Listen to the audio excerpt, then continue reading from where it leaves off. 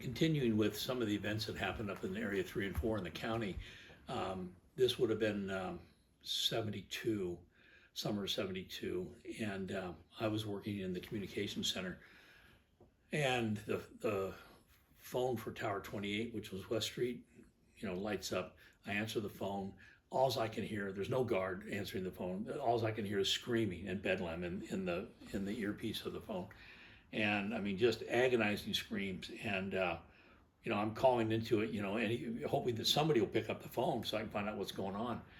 And all of a sudden, there's this young kid, and he says, "Hello, hello," and that didn't happen that often, surprisingly. When the phone was thrown, and I said, "What's going on?" He says, "It's a lifeguard. He's hurt really bad. He's hurt really bad." And I said, "And what happened? What's going on?" He says, "The truck ran over him, and he's hurt. He needs help." And so I, say, "Okay, help's on the way." I call Laguna Royale, and he can say, "I can't tell what's going on, but something bad's down there. There's a county trash truck, and it's just mayhem." And so I call for 5640, find out that they're at Tower 36, which is Bain Aliso. And then I call for 5630 to find out where they're at, because I'm formulating this plan about what am I going to do. We got a lifeguard that's been run over by a truck. How the hell did that happen at the beach? I mean, you're down on the sand, and he's really hurt bad. And so I find out where 5630 is. I call for 5600, of course, which is the chief's unit, and all I get out of him is he's in South Laguna. So 5600, 1020, South Laguna, and that was typical of Dick. And so I get back to 5630, and I'm still not 100% sure, or I get back to 5640, the main unit for that area, and I dispatch him towards, West Street Code 2 with 927, which is unknown trouble, and more to follow. So it takes me about, and I'm doing that in between times talking to this kid, and so it's really hectic. And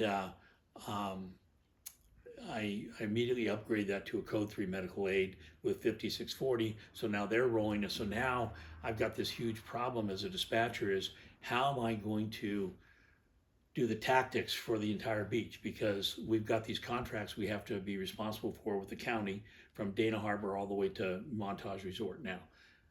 We've got a guard down. It's obviously going to be an extended thing. How am I going to maneuver all these people?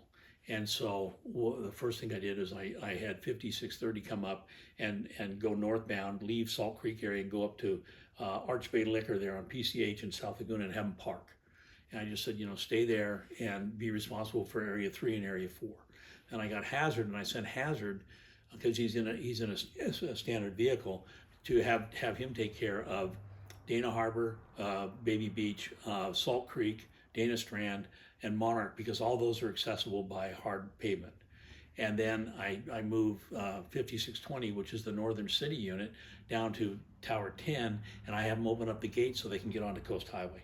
And the intent was, if we have to, send 5630 from the liquor store northward to something else that happens at Aliso, then I can send 5620 northward to pick up Area 3 and maybe Area 4, and then I position the boat down in Area 2 to be able to take care of Area 2, and he then also can take care of the northern part of Area 2 if 5620 has to leave. And then I have Captain Stubbs, he's in 5610, I have him call in immediately.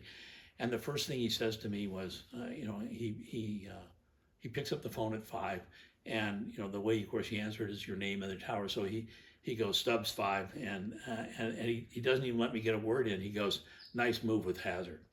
And that was derived from several years before when Phil and I had gone with Dick driving on a cliff rescue at Through Arch Bay in the late spring. And Phil and I always called it Mr. Toad's Wild Ride. And it was, we were pretty sure that it was curtains. It was, Dick should not have been driving that day. And it was scary as hell. So he remembered that, and he liked what I had done with Hazard. So anyway, as the call continues to develop, 5640 arrives on scene, and it turns out it's not the lifeguard, it's actually a beachgoer. And he'd been asleep, and the county trash truck, which was dual rear wheeled, runs him right over from the midsection. And, he's just in agony. And so, they proceed to get him onto a stretcher carefully and get him onto the Jeep, and they get him, I'd ordered an ambulance to come not only to Campbell's Point, but to come down the long hill and be waiting there for him. And in the meantime, I had called South Coast Hospital to tell them what they were going to get. And so 5640 transports the accident victim to behind Campbell's Point. They get him in the ambulance. And I by then we weren't having, or for whatever reason, one of the guards did not ride with the victim. I don't know why they didn't do that. So I get the guys in 5640 to talk with the emergency room direct so that they know exactly what's happening. And I didn't find out that it wasn't the guard till a little bit later. So, I'm doing everything I can to facilitate early and maybe life-saving treatment for the lifeguard. Not that I wouldn't have done that for somebody else, but, it's always a different story when it's one of your own. And so basically that call, then was terminated. But it was a real lesson in what I used to talk about with the guys in the afternoons when I'd let them come up to sit with me at the communication center, and we played this game that I developed called Situation Lifeguard.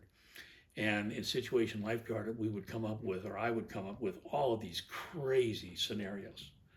And, and the object was to teach them to think in a linear, pattern, and to think, conclusively, and, because these were going to be the guys that were going to be, eventually taking over the PBX and dispatching and everything else, and they were interested in doing it.